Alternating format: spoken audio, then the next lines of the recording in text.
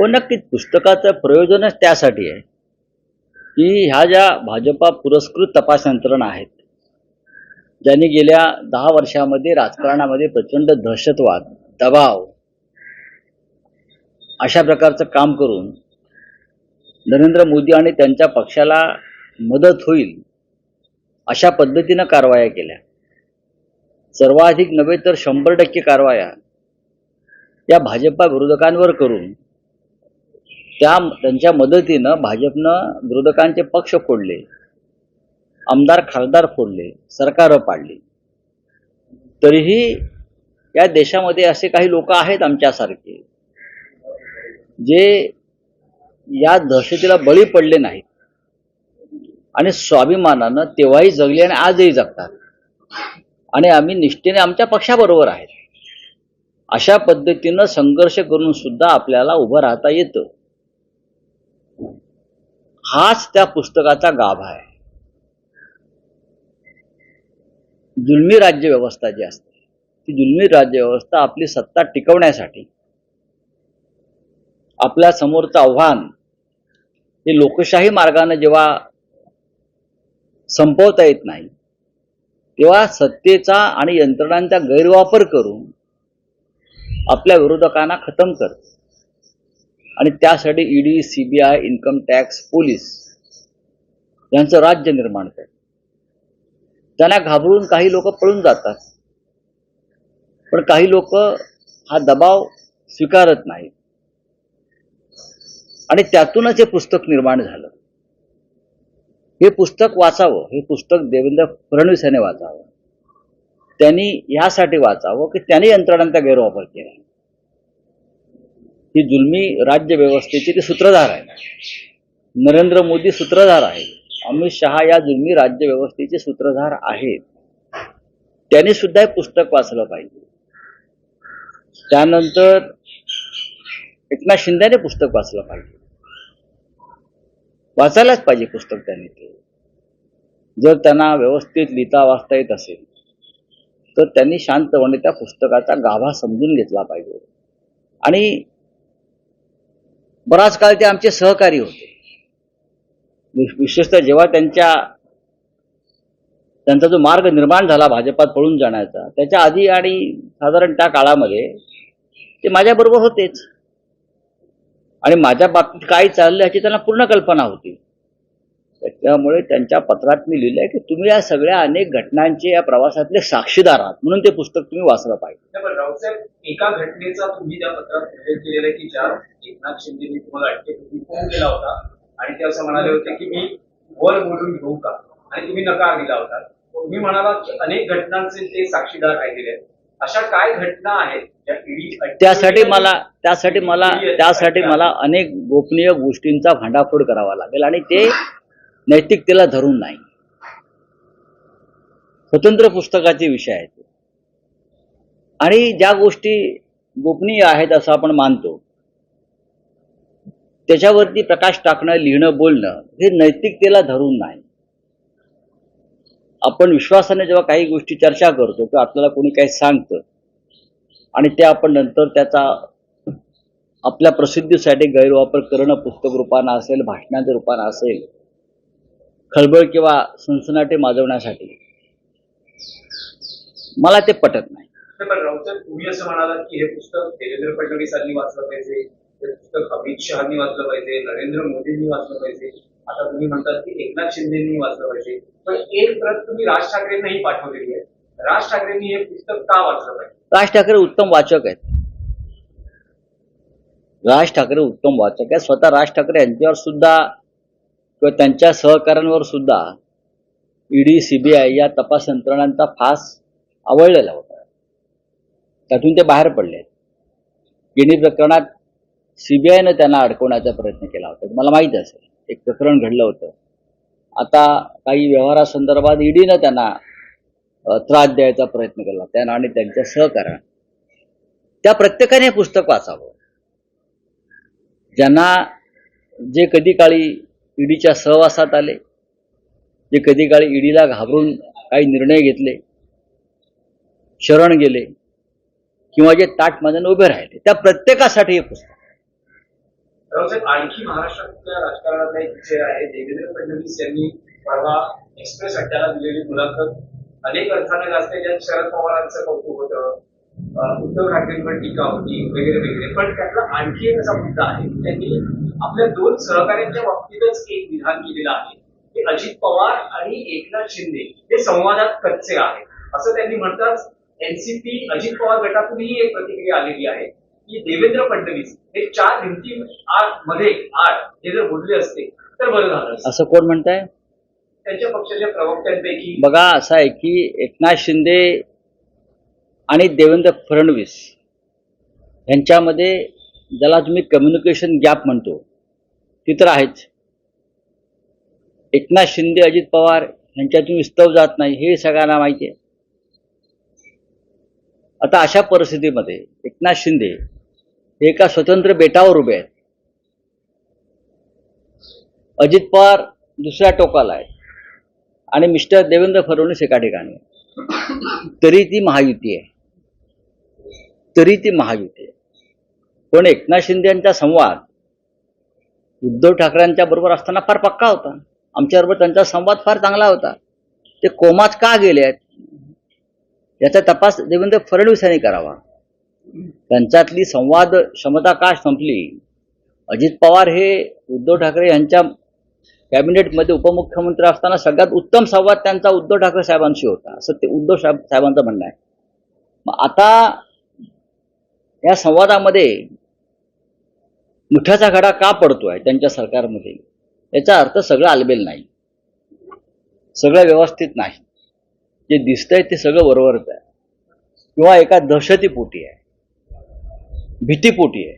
एकत्र राहिलेले आहेत ते आपल्यावर कारवाई होऊ नये, ईडीची फाईल उघडू नये म्हणून सगळे एकत्र आहे, बाकी काही नाही. सर, दोन प्रश्न. एक तर राज्यामध्ये निंदाबाई आणि निगमची संख्या वाढली आहे. देखील राज्य महिला आयोगावर ज्या प्रत्येक विभागावर ज्या नियुक्त्या व्हायला हव्यात महिलांच्या महिला सदस्यांच्या त्या झालेल्या असतील. त्याच्यामुळे प्रतिनिधी उपलब्ध नाहीये महिलांना आपलं म्हणणं मांडण्यासाठी. बातमी एक लक्षात घ्या की महिला आयोग मग तो राज्याचा असेल किंवा राष्ट्रीय असेल, महिला आयोगाच्या अध्यक्षपदी आणि त्यांच्या सदस्यपदी नॉन पॉलिटिकल व्यक्ती असायला पाहिजे.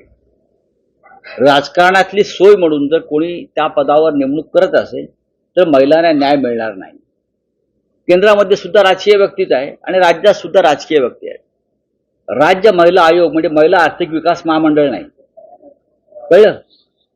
हे एक घटनात्मक पद आहे आणि त्याच्यामुळे या राज्यातल्या देशातल्या महिलांवरच्या अत्याचारांना अन्यायाला वाचा फुटते. पण आम्ही त्याला काय करतो की नेत्याच्या जवळच्या महिलेला आपण त्या पदावर बसवतो, सोय, राजकीय सोय आणि कॅबिनेट दर्जा देतो. हे पूर्णपणे चुकीचं आहे. नॉन पॉलिटिकल व्यक्ती पाहिजे त्या पदावर, अराजकीय व्यक्ती महिला त्या पदावर पाहिजे आणि सदस्य सुद्धा तसेच पाहिजे. दुसरा एक प्रश्न सर, मग मुंबई महानगरपालिकेसंदर्भात 14,000 कोटीचे देणं बाकी आहे मुंबई महानगरपालिकेला. बिल्डर आणि कॉन्ट्रॅक्टर म्हणजे बडे बडे धनाढ्य बिल्डर आणि कॉन्ट्रॅक्टर त्यांच्यावर अजूनही 14,000 कोटी महापालिकेने वसूलच केली नाही. मात्र इतर जे आपल्या सामान्य लोक त्यांच्याकडून प्रत्येक 14,000 कोटीतले काही टक्के नक्कीच निवडणुकीसाठी मागच्या दारांना वसूल केले असते. हे राज्य ठेकेदारांचं आहे आणि मुंबईत ठेकेदारांचं राज्य सुरू आहे. त्याच्यामुळे उद्या 14,000 कोटी माफ झाले आणि त्या बदल्यात 5-10 हजार कोटी कोणाच्या निवडणूक फंडात गेले किंवा नगरसेवक विकत घेण्यासाठी वापरले गेले तरी आश्चर्य वाटणार नाही. भाजप नेते आता असं अशी भाषा किंवा अशी भूमिका व्यक्त करू लागली आहे. आधी फडणवीस असतील किंवा आता चंद्रशेखर बावनकुळे असतील, ते असं म्हणतात की अपवादात्मक ठिकाणी जर युती झाली नाही तर आम्ही मैत्रीपूर्ण लढत लढू आणि मग परत एकत्र येईल. म्हणजे काही ठिकाणी स्वबळावर महापालिका निवडणुका लढण्याचे संकेत भाजपकडून मिळतात. ठीक आहे, त्यांचा प्रश्न आहे. त्यांनी एकत्र यावं किंवा स्वबळावर लढावा त्यांचा प्रश्न आहे. आम्ही आमच्या तयारीला लागलेलो आहोत. आज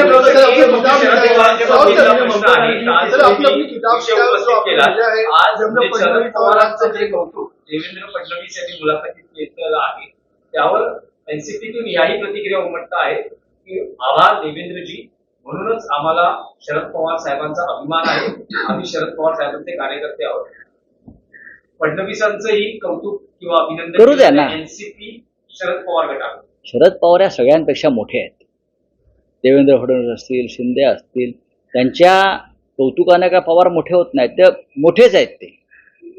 ते मोठेच आहेत. पहाड आहे तो, सह्याद्री आहे असं आपण म्हटल्यावरती देवेंद्र कौतुक करतायत किंवा अजून कोणी कौतुक करत, त्याच्यामुळे त्यांचं मोठेपण किंवा त्यांची उंची वाढत नाही ना. ते टोलेचंग व्यक्तिमत्वच आहे. ठीक आहे, पण बोलू.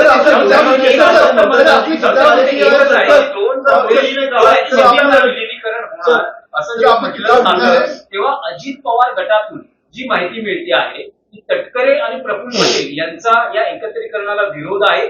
असं म्हटलं जातं आहे की समजा जर दोन काँग्रेस एनसीपी एकत्र आल्या तर तटकरे आणि प्रफुल्ल पटेल यांची राजकीय संधी किंवा महत्व कमी होऊ शकतं, म्हणून एकत्रीकरणाला विरोध होतो. असं आहे की ह्याच्यामध्ये विरोधाभास कसा आहे बघा. आजही ते शरद पवार आमचे नेते आहेत असं सांगतात. शरद पवारांच्या विचारधारेवरच आमचा पक्ष उभा आहे असं म्हणतात. आम्हीच मूळ राष्ट्रवादी आहोत असंही सांगतात.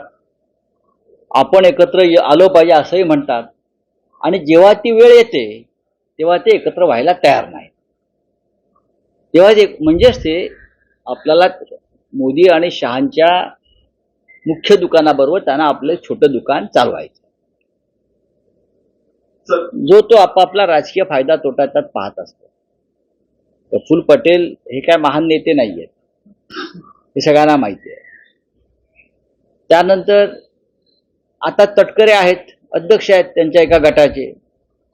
उद्या हा पक्ष विलीन झाला, तो होणार नाही असं माझी माहिती आहे, तर अध्यक्ष बदलावा लागेल.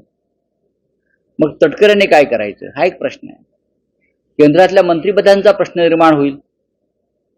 प्रत्येक जण आपली व्यवस्था, आपली सोय आणि आपला फायदा राजकारणात पाहतो. तसंच हे आहे. चला देखील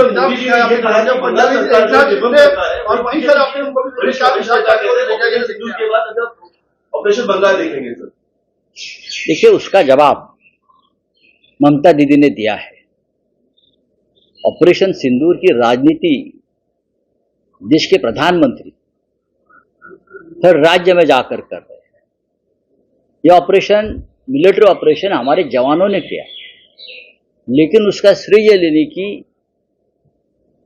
जो कंपटीशन है उसमें सबसे आगे हमारे प्रधानमंत्री है. पटना में जाएंगे, मुंबई में आएंगे, सिंदूर यात्रा निकालेंगे, हाँ, और बंगाल में जाएंगे. आप जाइए, लेकिन ऑपरेशन सिंदूर की आप श्रेय कैसे ले सकते हो? अभी हम ऑपरेशन बंगाल करेंगे, ममता दीदी ने चैलेंज किया है, अभी चुनाव ले लो, भाग जाएंगे आप, और भाग भी गए. ऑपरेशन सिंदूर एक पवित्र, एक ऐसी पवित्र व्यवस्था है सिंदूर की जो कोई भी जाकर किसी को नहीं दे सकता. जिसके मांग में सिंदूर भरा जाता है वो उसका पति ही रहता है. आप भाजपा के कार्यकर्ता को सिंदूर लेके महिलाओं के पास भेजेंगे तो आप सिंदूर का अपमान कर रहे हो. दीदी ने ये भी कहा है ना, पहले आप अपने घर में सिंदूर दीजिए, बाद में दूसरों को घर में जाइए. तो मोदी 2 दिन के दौरे पे है बिहार के, लेकिन पार्लियामेंट में सेशन नहीं ले रहे, उसको मत नहीं दे रहे सर. अभी हम लोग अपोजिशन के जो लोग हैं फिर एक बार एक साथ आकर राहुल जी की लीडरशिप में फिर एक बार स्पेशल सेशन के लिए सबके सिग्नेचर का लेटर हम दे रहे हैं. देख लेंगे. सर, जयराम रमेश की ट्रायल के अभी तक आतंकवादी पकड़े नहीं गए, वहीं बीजेपी लगातार कांग्रेस को ही टारगेट कर रही है. आतंकवादी तो शायद बीजेपी में प्रवेश किया होगा, इसलिए पकड़े नहीं जाते हैं. वो जो 6 आतंकवादी है पहलगांव वाले, वो इसलिए पकड़े नहीं जाते कि शायद वो एक दिन आपको बीजेपी कार्यालय से प्रेस नोट आ जाएगी, वो 6 लोगों ने बीजेपी में प्रवेश किया है, तो आप भूल जाइए सब. तो वहीं आपकी किताब जो लिखी है आपने देवेंद्र फडणवीस से इतना सिंधु को सही तरीके से लिखा. अंकल सर, आपने कहा है कि आप रेगुलेशन अमित शाह और मोदी जी को नहीं दे रहे हैं सर. इन्विटेशन ने किताब दे दूंगा. अब इंग्लिश और हिंदी में जो किताब आ रही है, तो अमित शाह जी को भी किताब पढ़नी चाहिए कि किस प्रकार से यंत्रणा का दुरुपयोग आपकी लीडरशिप में हो रहा है, और फिर भी हमारे जैसे लोग डटकर खड़े हैं. बहुत लोग हैं हमारे जैसे. मोदी जी को भी मैं दूंगा ये किताब. महाराष्ट्र में मैंने किताब देवेंद्र जी फडणवीस, अजित पवार, हमारे राज ठाकरे जी और कल शाम को मैंने ये किताब एकनाथ शिंदे जी को भी भेजी है, आप पढ़िए, पढ़ना जरूरी है। आप और आपके जो 40 लोग सूरत गुवाहाटी में गए थे भागकर ईडी को डर कर, तो आपको पढ़ना चाहिए, ईडी से डरना नहीं चाहिए, ईडी से लड़ना चाहिए और लड़कर वापस अपने पैरों पर राजनीति करनी चाहिए। यह अगर आपको एक प्रेरणा लेनी है तो ये किताब पढ़िए, ये मैंने कहा है। डॉक्टर, एक मराठीवर प्रश्न आहे की लोकसभा निवडणुकीच्या वेळेस सांगलीची जागा तुम्ही प्रतिष्ठेची केली, काँग्रेस ऐवजी तुम्ही तिथे लढलात, तर ते उमेदवार होते चंद्रहार पाटील, ते आता शिंदे शिवसेनेच्या संपर्कात आहेत. काल त्यांनी मंत्री उदय सामंत यांची भेट ते घेतली. उदय सामंतांना वारंवार भेटतात आणि त्यावर ते खुलासाही करतात की मी माझ्या कामासाठी भेटतोय महाराष्ट्र केसरीच्या. त्यांच्याशी आता थोड्या वेळाने मी चर्चा करीन. सर, आपके पार्टी के नेता है बाल राडे, हे नेता बिता नाही कोई. आंदोलन बंदीच्या संदर्भात एक महत्त्वाची बातमी आहे. त्यांनी शिस्त परवाना मिळाला तर ते अरे त्याच्यावर गृह खातं कारवाई. देश विदेशातील प्रत्येक घडामोडींचे लाईव्ह अपडेट मिळवण्यासाठी आता साम टीव्हीच्या सर्व सोशल मीडिया प्लॅटफॉर्मला लाईक, फॉलो आणि सबस्क्राईब करा. तसंच सर्व नोटिफिकेशनसाठी बेल आयकॉन प्रेस करायला विसरू नका.